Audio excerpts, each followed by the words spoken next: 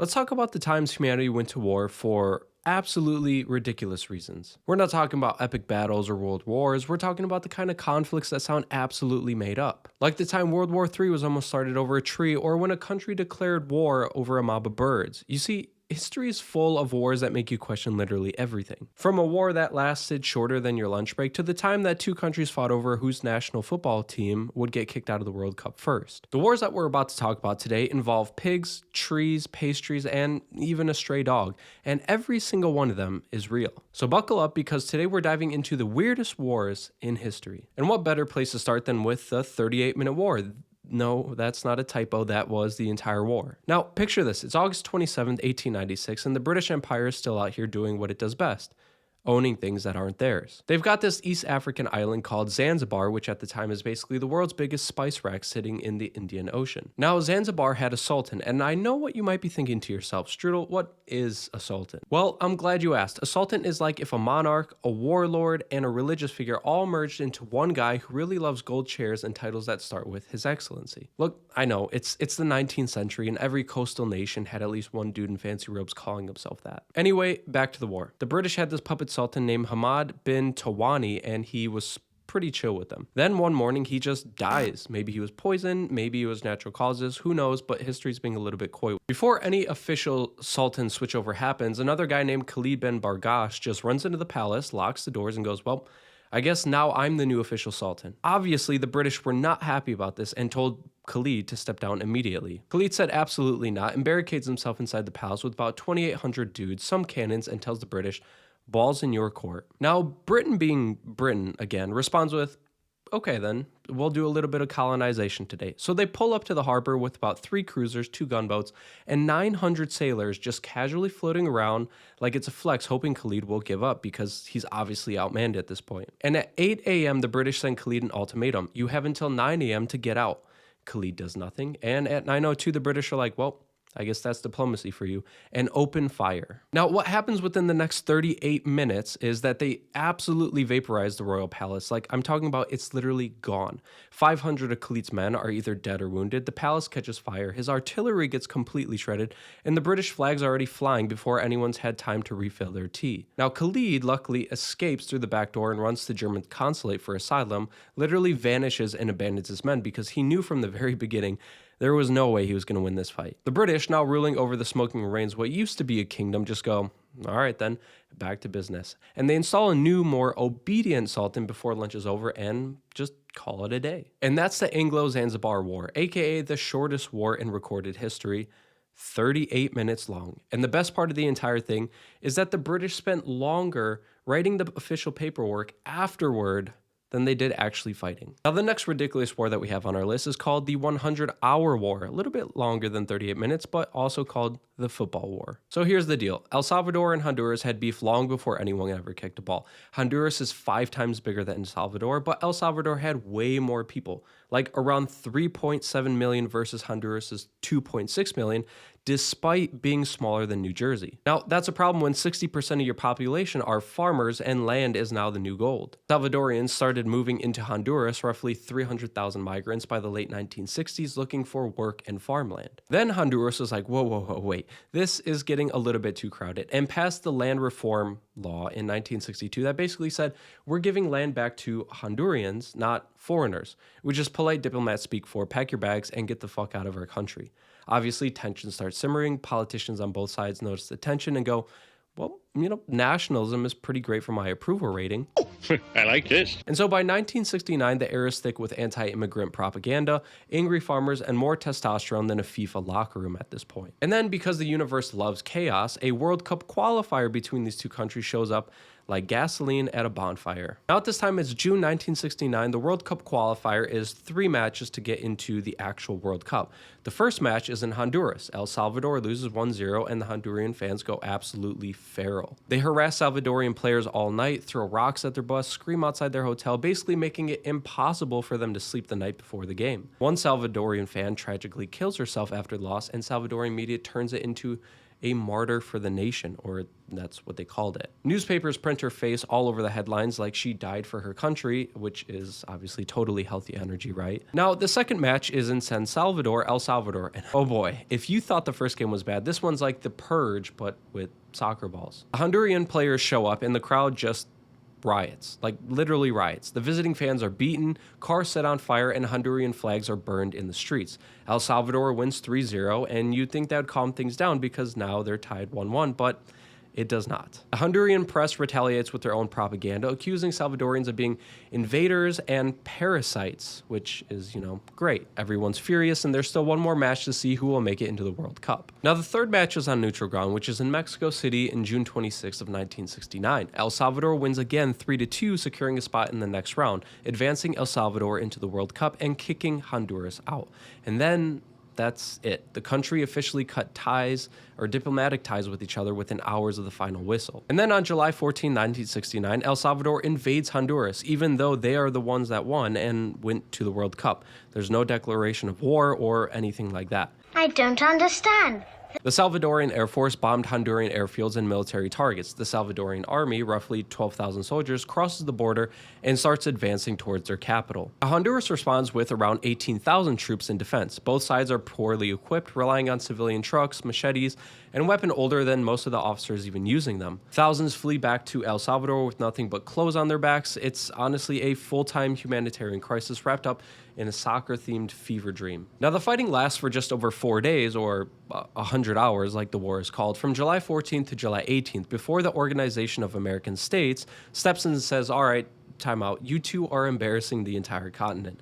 Ceasefires declared, both sides claim victory because obviously, of course they do, and around 2,000 people are dead, which unfortunately most of them are civilians at this point. El Salvador's army pulls back reluctantly. By early August, the war officially ends, but the borders stay closed for over a decade, and relations are ice cold until the 1980s. Trade collapses, tens of thousands of people are displaced, and the whole region is completely destabilized. And all of this, the bombs, the dead, the refugees, all of this started essentially because of a soccer match, right? That was the thing that ignited the fuse. Now, Honduras suffered major damages, but technically won since El Salvador withdrew. El Salvador's military gained prestige, but its economy tanked.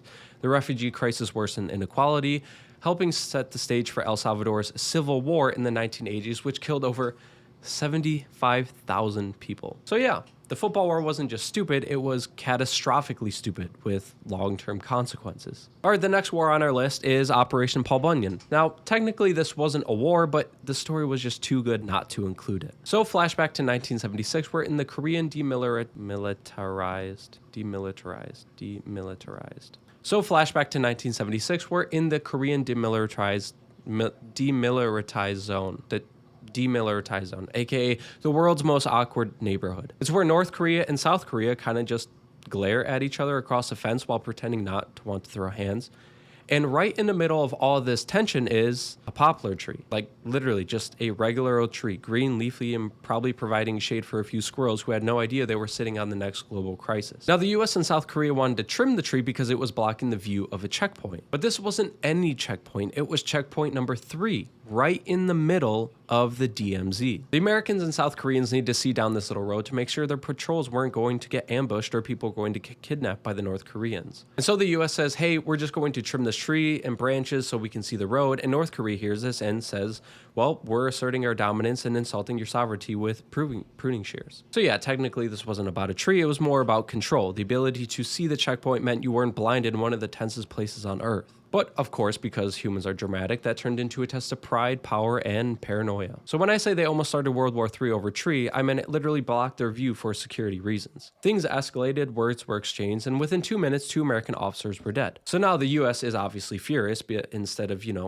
trimming the tree quietly at night like sane people, they decide to stage the pettiest flex in Cold War history. They literally named the operation Operation Paul Bunyan, like after the giant lumberjack. So here's the plan of Operation Paul Bunyan. They send a convoy of trucks, armed troops, engineers with chainsaws, and, oh yeah, attack helicopters, B-52 bombers, and aircraft carriers on standby, just in case, to cut down one tree. It's like they turned a landscaping job into a Michael Bay movie. The North Koreans are watching this and are just like, is this actually happening right now? And so on August 21st, the US rolls up with dozens of troops, body armor, and machine guns, and just starts hacking at the tree like it owes them money. Helicopters are circling, jets are roaring overhead, tanks are ready to roll, and somewhere some poor soldier is holding a chainsaw thinking, this has got to be one of the dumbest days of my life. North Korea, meanwhile, has a small army watching on the other side of the DMZ, guns drawn, probably waiting for something to explode. But the Americans and South Koreans, they just cut the tree down, pack up, and leave. No shots fired, no yelling, just silence and passive-aggressive lumberjack energy. And that's really it. That's Operation Paul Bunyan. The time the US military mobilized hundreds of men, helicopters, fighter jets, and nuclear-ready bombers to win an argument over a tree. America. All right, so we've already talked about some pretty dumb wars over soccer matches, over a tree, and now this one is over birds. All right, so after World War I, Australia had a bunch of returning veterans, and the government was like, hey, heroes, thanks for saving civilization. Here's a plot of land in Western Australia.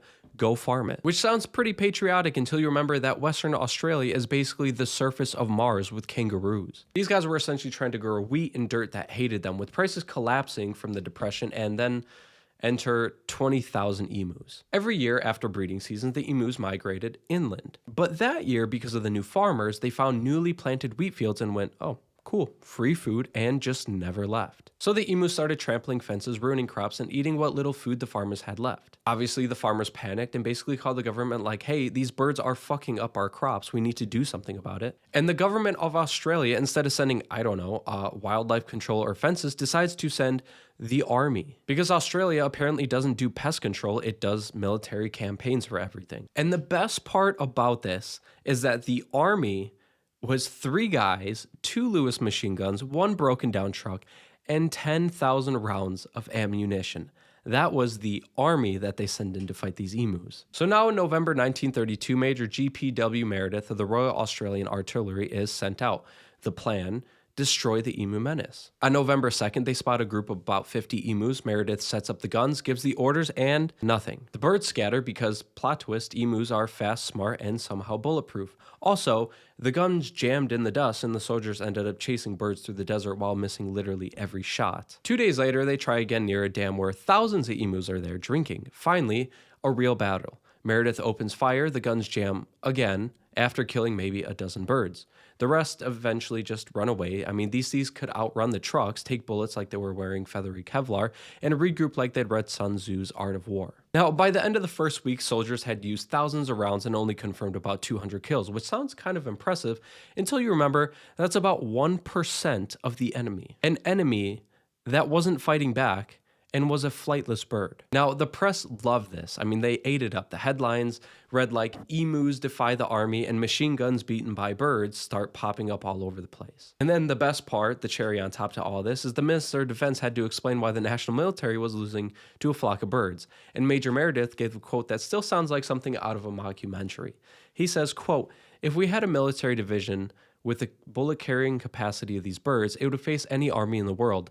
They can face machine guns with the invulnerability of tanks. Also, he said that unironically. By December, they gave up, the army withdrew, and the emus had essentially won.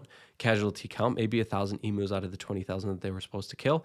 Casualties on the human side, none, just pride. Massive national scale pride. Oh, but the story doesn't end there. The farmers begged them to try again later, but the government was like, no, we are not doing that again. And so they eventually just built better fences and started offering bounties instead. And it's also worth noting that all this took place less than 15 years after World War I, meaning some of these soldiers had literally survived trench warfare and were now getting dunked on by flightless birds. So yeah, essentially, Australia had lost a war to emus, flightless birds.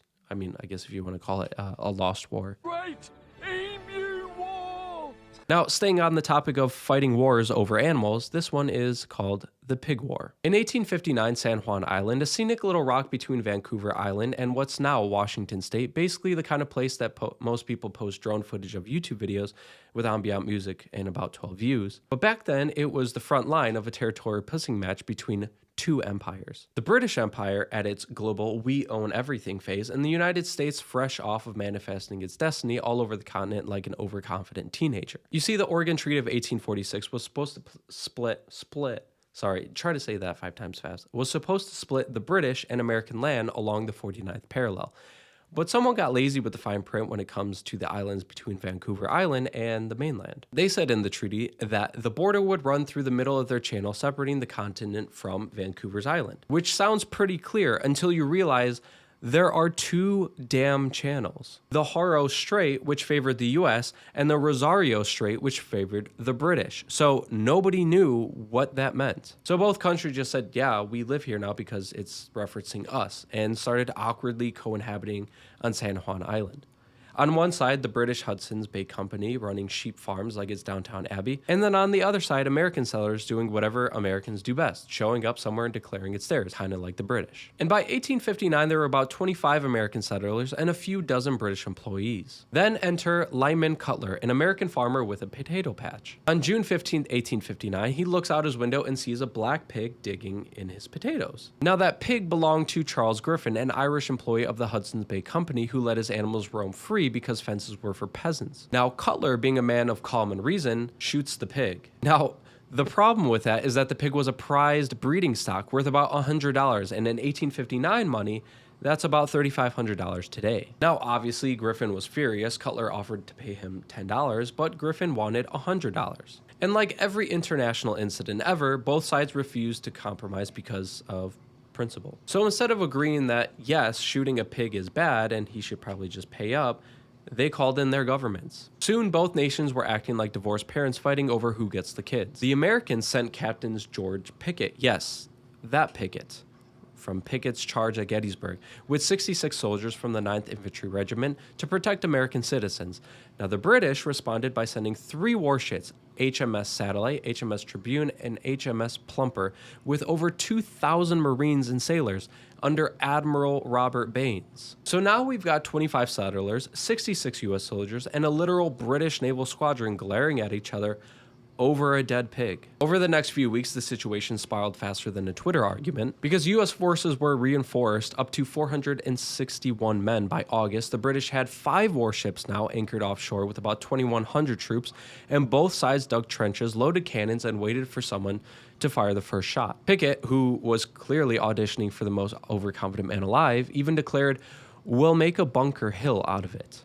Translation, we are willing to die for this pig. Now, Governor James Douglas of the British Columbia wanted to go full send, but Admiral Baines refused, saying he wasn't about to start a war over a squabble about a pig, which honestly might be the most reasonable line uttered in the entire 19th century. Now, by mid-August, both nations were standing on the same island, guns loaded, but nobody wanted to shoot first because, well, what if they accidentally kicked off another war of 1812? And then President James Buchanan was like, we're literally about to fight the world's biggest empire over livestock, and then sent in General Winfield Scott. Now, Scott shows up, looks around at the two armies, ready to nuke each other over bacon, and probably muttered, Jesus Christ, I leave you people for 5 minutes, and this is what you get into. Thankfully, he negotiated a peaceful joint occupation.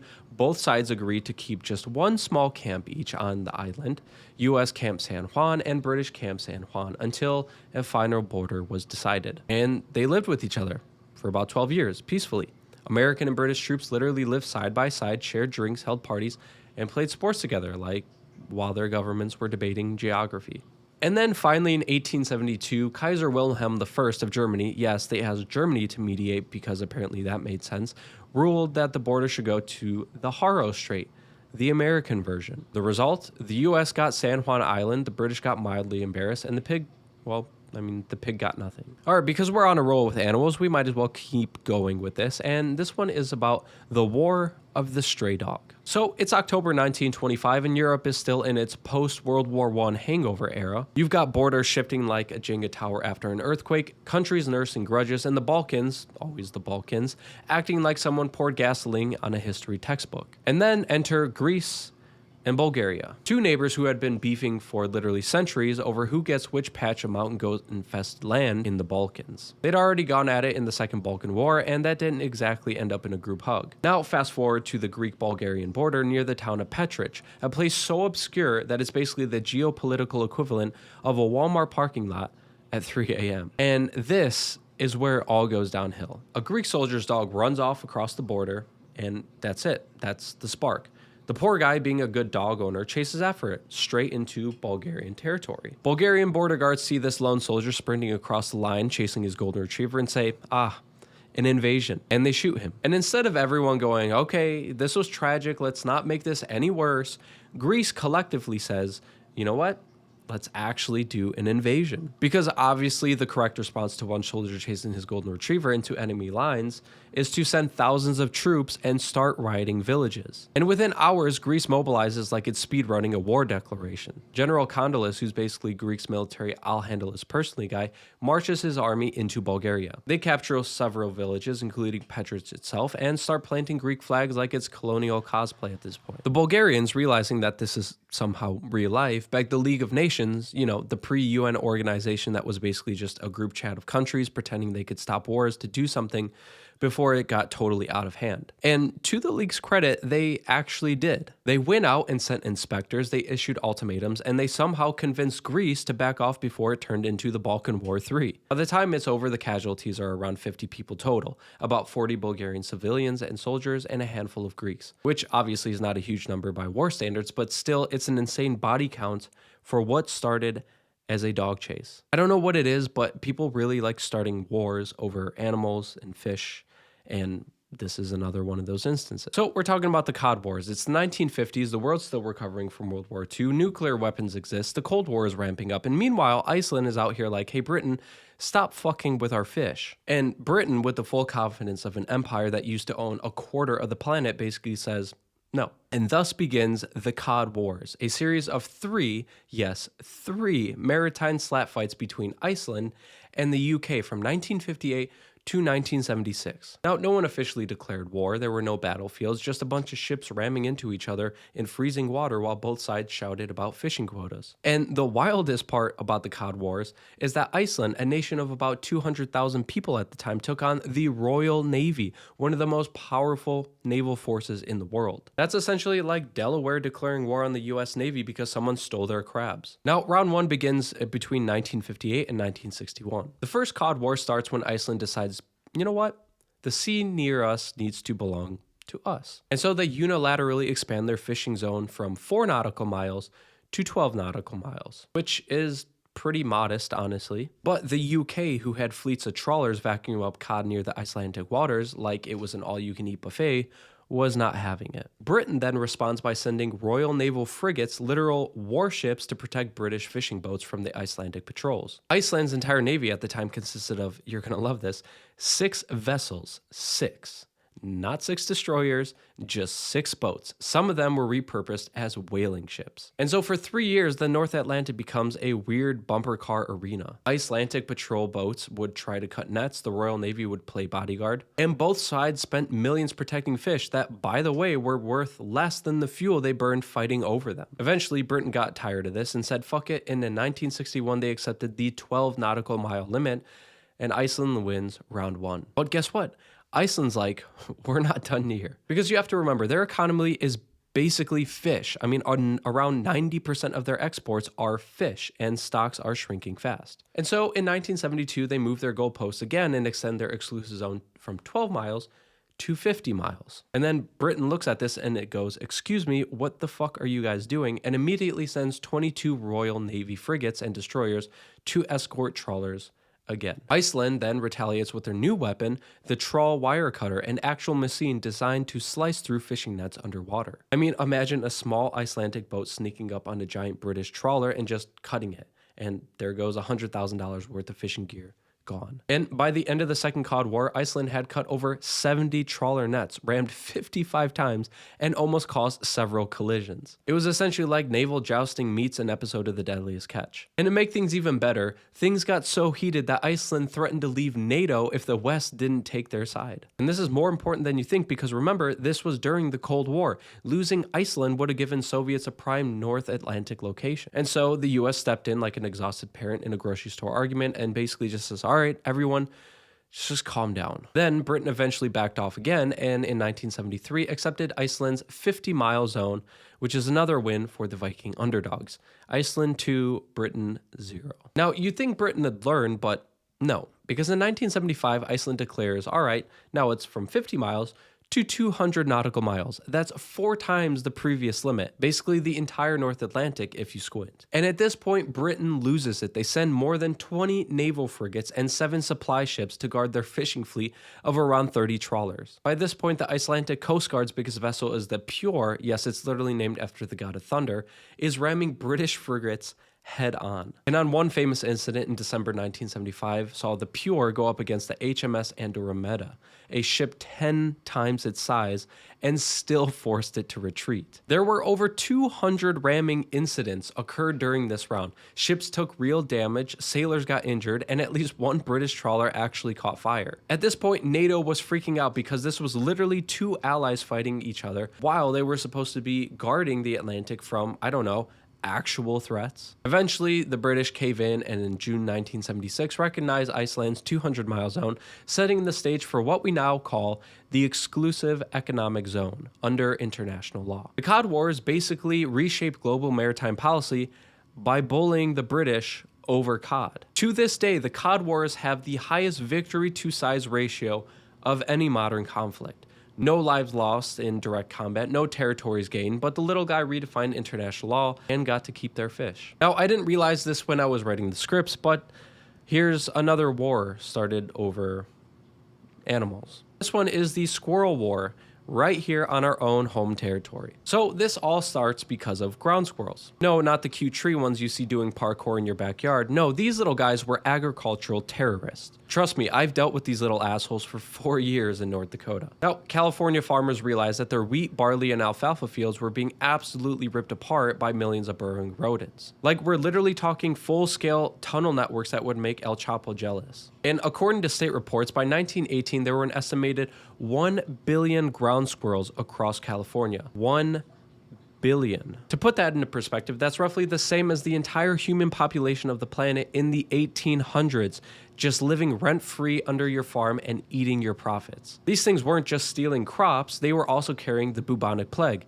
Yeah, that plague. Via fleas. California, obviously seeing this as a big problem, California's agricultural officials basically went, all right, boys, it's time to fuck these little things up. And in what can only be described as a mix between pest control and open warfare, the California State Commission of Horticulture formed the Squirrel Committee. Yes, that is the real name. No, that is not a typo. And the Squirrel Committee launched a statewide campaign called the Squirrel Extermination Campaign. They literally sent out posters, pamphlets, and radio broadcasts, and even trained children to join the fight. I mean, can you picture a bunch of 10-year-olds in overalls being told your country needs you to go kill these squirrels? And I mean, this was serious business because the campaign distributed tons of poison grain, literally over 20,000 pounds of strychnine-laced barley to counties across the state. To show that they were even more serious than that, they even printed out educational leaflets like Kill the Squirrel, Save the Crops, featuring adorable cartoon squirrels meeting violent ends. Schools even got involved too. Teachers taught Squirrel Week, where kids learned to identify burrows and were encouraged to bring squirrel tails in for prizes. Yeah, that's right. There were bounty systems. You got about 2 to 5 cents per tail. It was essentially like a real-life Pokemon Go, but every Pikachu you caught got turned in for state-sanctioned murder money. And so the poison was mixed in community batches by county war boards, because remember, this is 1918, the same year American boys were fighting Germans in France, and also squirrels in California. Farmers were issued squirrel control kits complete with shovels, gas bombs, and strychnine. Entire towns hosted squirrel eradication days where locals would gas burrows using carbon bisulfide, a chemical so toxic it was basically liquid death. No, not that one. People would literally light it and toss it into the holes, which occasionally resulted in explosions. Because, you know, what could possibly go wrong when you're pouring flammable neurotoxins in random holes in the ground during a drought? And to California's credit, it kind of worked for a while. Sort of. In counties like Merced and Fresno reported killing millions of squirrels in a matter of months. By the end of 1918, the state claimed victory with over 100 million squirrels eradicated. But here's where the plot twist comes in. The war never actually ended. It turns out that squirrels breed like nature's little insurgents, because these little terrorists just retreated underground, literally, and then just came back even stronger. By the 1920s, their population had rebounded so fast that farmers were right back to complaining like nothing had happened. And the state kept launching new offensives through the 20s, the 30s, and even the 40s. And then the US Fish and Wildlife Service got involved, turning this into a decades-long furry Vietnam. Literally every generation of Californians just inherited this endless Sisyphean fight against rodents who refused to go quietly. So the squirrel world didn't end, it just basically fizzled out in mutual exhaustion. California eventually accepted that maybe it wasn't going to genocide a species the size of Rhode Island with barley and strychnine. And even today, ground squirrels are still one of the most common pests in California and North Dakota, and the war technically has still never ended. And there you have it, the weirdest wars in history. Because if you didn't think humanity could get any more ridiculous, here were 8 examples, and if you enjoyed this video, I would really enjoy you liking and subscribing to the channel for more videos like this. Well, alright, that's everything. Bye for now.